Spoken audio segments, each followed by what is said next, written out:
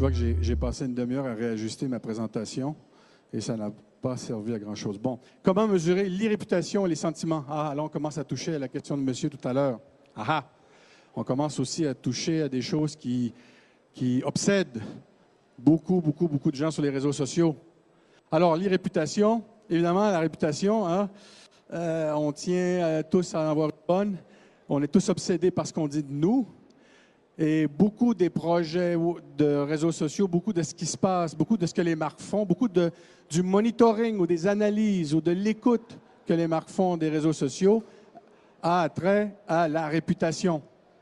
La réputation, c'est quoi? Ben, c'est ce que les gens pensent de nous, oui, mais c'est surtout ce qu'ils disent de nous. Et là, on touche un point très sensible. Et donc, par contre, vous savez, l'ultime problème, et j'ai déjà vu ça, c'est on se met à écouter, c'est le silence. Et vous? Alors, j'ai vu des cas où vraiment, les gens ne parlaient pas de la marque, quoi. Donc, si ce n'est pas votre cas, je ne vous le souhaite pas, si ce n'est pas votre cas, n'est-ce pas? Ben, qu'est-ce qu'on peut regarder avec les réputations? Je vous dirais,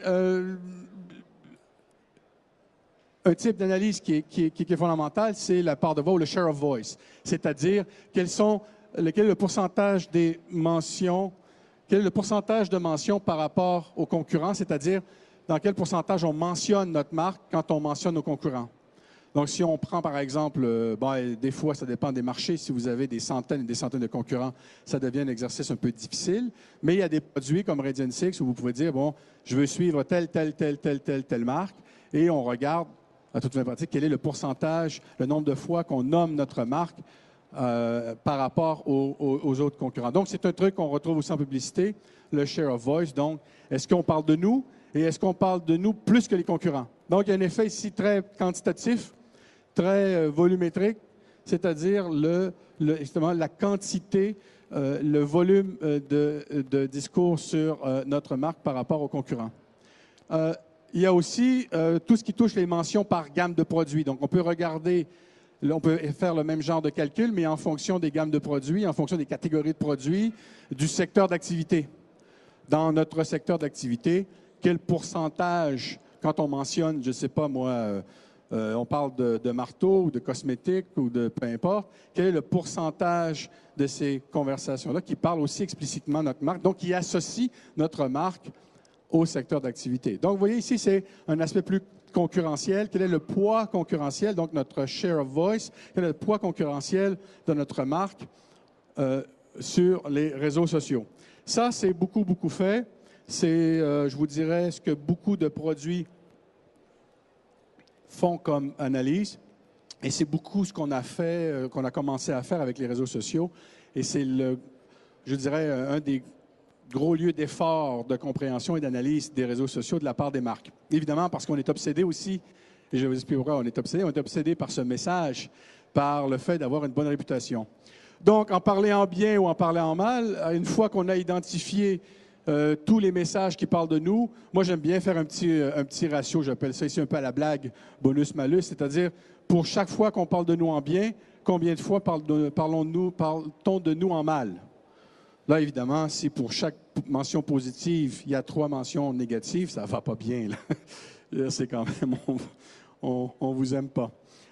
J'imagine qu'Apple, c'est probablement que le ratio, c'est 1 pour 0,001. Hein? Apple a beaucoup, est très aimé. Mais donc, de faire le calcul du ratio entre le poids des commentaires positifs par rapport, donc en ratio, des commentaires négatifs, ou on peut tout simplement regarder, ici, par contre, j'ai oublié, j'enlève les commentaires qui sont déclarés neutres, pardon, les commentaires qui sont déclarés neutres. Donc, on enlève les neutres et on regarde vraiment mention négative, donc clairement négative, par rapport aux mentions clairement positives. Par contre, on peut faire aussi le total, le pourcentage de positifs sur le total. Dans ce total, j'inclus aussi les neutres. Savoir que sur 100 messages, est-ce que c'est 30 % de positifs et le reste, c'est soit négatif ou neutre. Donc, pour avoir le poids global de la perception positive de la marque sur les réseaux sociaux, c'est le genre de calcul qu'on peut faire. Bon, alors, une fois ça fait, on a un portrait de est-ce qu'on est vraiment à gauche ou à droite, est-ce que ça va bien ou ça va mal, est-ce qu'on a une bonne réputation ou une mauvaise.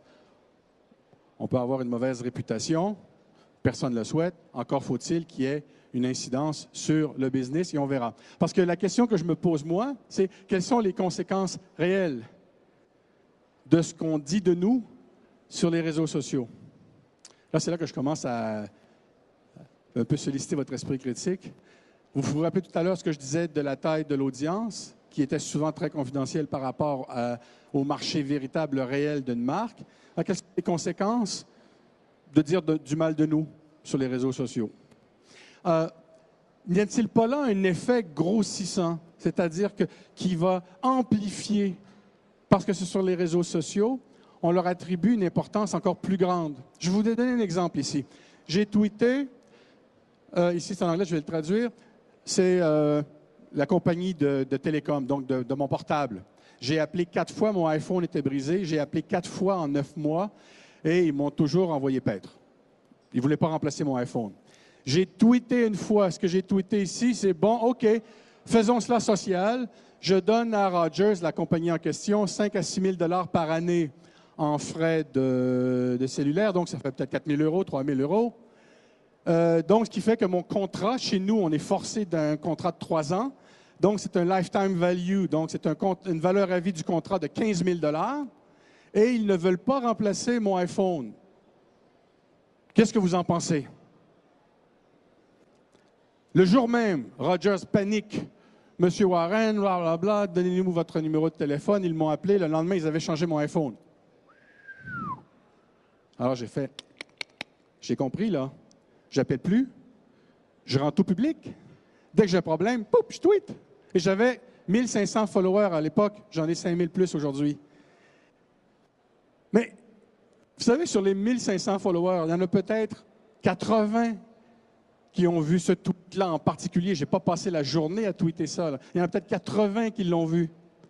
Et dans les 80 qui l'ont vu, qui sont avec Rogers, ils ont dit « Ben non, moi, j'ai pas de problème, moi, ça va, non, et moi, ils m'ont remplacé. Hein? » Ou bien d'autres qui ont pu dire « Ben même, on s'en fout de tes problèmes avec Rogers, faut nous la paix, là, ça n'a pas de valeur. » Tu vois? Mais Rogers, là, ça les a fait bouger. Immédiatement, ils ont réagi et ils m'ont donné un nouveau iPhone. Donc, ce que je veux dire, dans le fond, c'est que la moindre, et vous, dans le fond, qu'est-ce que vous auriez fait? Vous auriez probablement fait la même chose. Pourquoi? Parce que sur les réseaux sociaux, n'est-ce pas, dès que c'est dit, c'est un peu comme si la moindre petite mouche, n'est-ce pas, qu'on regarde de très, très près, elle est horrible. Parce qu'on la regarde de trop près. Donc, il y a peut-être lieu de se poser des questions sur les conséquences réelles d'avoir une mauvaise réputation. C'est là, monsieur, où je commence à répondre à votre question là, de tout à l'heure, je crois. Évidemment, personne n'est contre avoir une bonne réputation, mais je me demande s'il n'y a pas un biais RP, donc relations publiques. Vous savez, les relations publiques, donc ceux qui s'occupaient traditionnellement de la réputation et des communications d'une entreprise, d'une marque, bien, vous savez, quand il y avait une mention dans la presse, il y avait un journaliste pour l'écrire. Il y avait un rédacteur en chef pour décider de la publier. Il y avait tout un processus de publication du message qui rendait et qui le diffusait à grande échelle. Alors, toute mention avait une importance incroyable, faramineuse.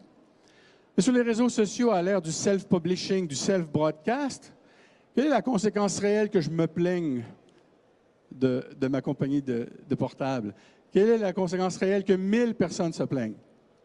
Je dirais même que, en quoi les Twitterati, pour les appeler comme ça, les gens qui sont sur Twitter, en quoi sont-ils vraiment représentatifs des marchés dans lesquels on se trouve? Et là, ceci dit, il se peut très bien que, selon le type de produit que vous vendez, que cette importance varie, cette représentativité varie, mais en quoi sont-ils vraiment représentatifs? Là, ça, c'est des questions auxquelles on n'a pas encore réponse. Parce qu'il va bien falloir la poser, la question. Tantôt, je vous disais que les marques réalisent que leur audience sur les réseaux sociaux reste à toute fin pratique assez petite. Alors, qu'est-ce qu'on va dire? Étant donné qu'on parle à très peu de monde, ces gens-là ont un caractère spécial. Ce sont les influenceurs. Ils ne sont pas comme tout le monde. Et alors, on prête à leur discours une importance qui est peut-être démesurée par rapport à ce qu'on faisait traditionnellement, à la gestion du message par rapport comment dire, à la gestion de la réputation quand c'était fait via les médias de masse, les médias traditionnels. L'impact réel sur le business reste à voir, à mon avis. Vous savez, vous l'avez peut-être vu ici, aux États-Unis, ça avait beaucoup de tournées. American Airlines, j'ai nommé, je ne voulais pas la nommer parce que je voulais vous sonder, mais il y avait eu ce petit vidéo que c'est American Airlines Breaks Guitar, parce que le mec s'était fait briser sa guitare sur... bon, ils avaient endommagé sa guitare et tout ça. Ils n'ont pas voulu le rembourser. Et il a fait une vidéo qui était très drôle, très bien faite, très professionnelle. Il avait composé une petite chanson sur le fait qu'American Airlines brisait les guitares. Et ça avait été vu 10 millions de fois. La question que je pose, c'est est-ce que le booking d'American Airlines dans les 6 mois qui a suivi a souffert des 10 millions de views sur YouTube? Une fois, je posais les questions dans une université d'administration. Quelqu'un a levé la main et dit « Oui, la valeur de l'action a baissé cette journée-là. » Oui, la valeur de l'action, c'est une réaction psychologique. C'est des investisseurs qui ont paniqué. Mais est-ce que le booking a réellement baissé? J'ai vu aucun chiffre là-dessus. Donc, vous voyez, il y a encore beaucoup de réponses et de questions à poser, de réponses à chercher sur l'impact réel de l'influence de la réputation sur les réseaux sociaux. Moi, je pense que même que l'influence qu'on prête aux réseaux sociaux vient entre autres beaucoup du fait que les médias traditionnels vont relayer l'information et à ce moment-là rendre un problème beaucoup plus gros qu'il ne l'était. Regardez, la plupart des choses, la plupart des scandales, si vous voulez, ou des problèmes de marque qui vont arriver et dont on entend parler, c'est souvent parce que c'est repris par les journalistes, c'est repris par la télé, c'est repris par les médias de masse. Et là, ça explose. D'ailleurs, je trouve qu'il y a trop de journalistes maintenant qui regardent trop Twitter. Je ne sais pas si vous êtes comme moi, mais je trouve qu'il y a maintenant une domination du vox populi comme on n'en a jamais vu. C'est comme... Bon, enfin, ça, c'est un commentaire personnel. Mais... donc là, je pense que j'aimerais voir, et je ne l'ai pas vu encore, mais j'aimerais voir des études qui regardent effectivement les effets de propagation du message quand c'est repris par les médias de masse. Enfin, ici, le but était de soulever quelques questions. Je n'ai moi-même pas de réponse sur l'efficacité réelle ou du moins sur les impacts réels de la réputation sur les réseaux sociaux. Mais enfin, j'ai offert quelques façons je vais présenter quelques façons comment un peu analyser ce qu'on dit de la marque par rapport à son environnement concurrentiel. Mais encore une fois, question encore une fois, pour ne pas me répéter ce que je fais, l'impact de tout ça sur nos affaires.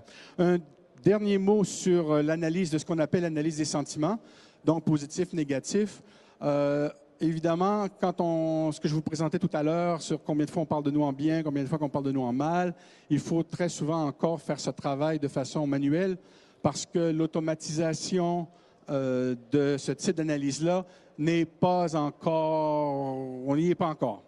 On parle de taux d'erreur de 40 50 30 ce qui reste très élevé, ce qui veut dire que si un être humain ne repasse pas derrière l'application pour aller effectivement vérifier si c'est positif, neutre ou négatif, donc l'automatisation de l'analyse des sentiments, on n'y est pas encore, mais fort probablement que d'ici 5 ans, on y sera avec les développements de l'intelligence artificielle, c'est fort possible. Ce qui permettra à ce moment-là de traiter, par exemple, madame, des forts volumes. Peut-être votre question aussi touchait à ça, c'est que là, si j'ai des millions de situations de messages, je n'ai pas le choix. Je peux utiliser mon application pour faire un premier tri. Certaines applications, je pense avoir vu, vont identifier où ils ne sont pas certains, où l'application n'est pas certaine. Bon, on peut commencer par aller vérifier ça, mais c'est encore un boulot. Allez-y avec l'échantillonnage dans un cas comme ça. Prenez 10 % au hasard. Ça reste la méthode statistique classique. Au moins, ça fera moins de commentaires à traiter. Ce qui m'amène ici à vos questions et commentaires. Là, j'ai été un peu plus court. Hein? Ah, bon. Est-ce qu'il y a une question? Alors, Teddy a été le premier, là. J'ai bien regardé. Il devrait y avoir Il y des questions. a eu une milliseconde de différence entre Teddy et Julien. Ah ah. Oui, monsieur. Je mets ici. En fait, c'est pour reprendre un peu ma question de tout à l'heure finalement. Ouais, ben non, mais c'est ça, je pensais. Ouais. Mais je suis en train de construire mon argument, j'ai pas fini là. Ouais. Non, parce qu'en fait, j'ai un petit avis sur la question et j'aimerais Allez-y. avoir votre avis Allez-y. justement. C'est, vous avez parlé tout à l'heure de la pertinence ou de la répercussion en fait de la réputation plutôt négative, on va dire, par rapport à votre exemple de tout à l'heure, Ouais. sur finalement sur les. Est-ce que c'est un vrai effet de masse ou pas? Ouais. Et moi, en fait, je penche de l'autre côté en fait. C'est-à-dire Ok. que plutôt de dire on va regarder ce qui se dit de négatif, si on arrive à agréger ou on arrive à démontrer qu'on a beaucoup d'avis positifs ou quelques avis positifs de vraies personnes à notre entourage, nos clients potentiels et nos prospects, on arrive à leur démontrer par la réassurance qu'on connaît tous et les témoignages que finalement on parle de notre marque en bien et de manière vraie. C'est-à-dire que ce n'est pas des bots qui parlent de nous, ce sont des vrais gens. Ouais. Et ça, c'est un vrai effet immédiat. Parce que les gens se rendent compte que si on achète nos produits ou nos services, c'est aussi qu'il y a des vrais gens qui le disent et qu'ils en sont contents et ils le disent, quoi, sur les réseaux sociaux, notamment. Vous avez raison. Quand je vous écoutais, j'ai tout de suite pensé à la représentativité de cet échantillon-là que vous. Je pourrais trouver peut-être 50 personnes ou 500 personnes qui parlent en bien de la marque. Et puis je pourrais dire à un prospect, regardez, on dit du bien de nous, c'est de vraies personnes qui disent du bien de nous. Mon point étant que qu'est-ce que ça représente en fonction de tout le marché potentiel? Et est-ce que ça peut avoir un impact significatif sur le business? Mais on pourrait trouver des cas où c'en a un. Monsieur voudrait faire peut-être. Oui, mais il faut penser, par exemple, si on est sur un site, que ce soit B2B ou B2C, lorsqu'on veut démontrer à quelqu'un qu'on est sérieux, etc., on est d'accord qu'on utilise tous les témoignages, d'une manière ou d'une autre, que ce soit des témoignages entre guillemets fake, c'est-à-dire des faux, ou alors, et ça a un impact qu'on le veuille ou non, parce qu'on sait que sur une page d'atterrissage, par exemple, le fait de démontrer à des clients potentiels toujours que des gens parlent bien de notre société ou de nos services, Oui. et surtout si on arrive à prouver que ces gens qui parlent de nos services sont des vraies personnes et pas juste des faux témoignages. Non, mais écoutez, dans ce que je raconte, on s'entend qu'on élimine tout ce qui est bot, tout ce qui est robot. Okay? On parle de vrais êtres humains. Écoutez, oui, vous savez, ma mère dit sûrement du bien de moi. Ma femme, je pense, d'habitude. Et puis, il doit y avoir beaucoup plus de monde qui disent du mal de moi. Je ne souhaite pas, mais bon. Alors, je pourrais toujours dire parler à ma mère. Je pourrais toujours dire à un prospect, parler à ma mère. Parler. Donc, je ne veux pas caricaturer ce que vous dites, mais oui, encore faut-il que ça soit perçu comme étant suffisant pour prendre une décision positive. Mais oui, je ne suis pas en désaccord avec vous. Ouais. Ah, Julien, là, c'est une colle. Pour le coup, j'ai pas des questions, j'ai des commentaires. Ah, vas-y, c'est bon. Pour être complètement péremptoire et puis pour mettre le copier dans la fourmilière des prestataires de e-réputation, on ne fait pas d'e-réputation pour soigner une marque, on fait ce qu'on appelle dans le métier du damage control, c'est qu'on va vraiment s'assurer qu'il n'y ait pas trop de messages négatifs.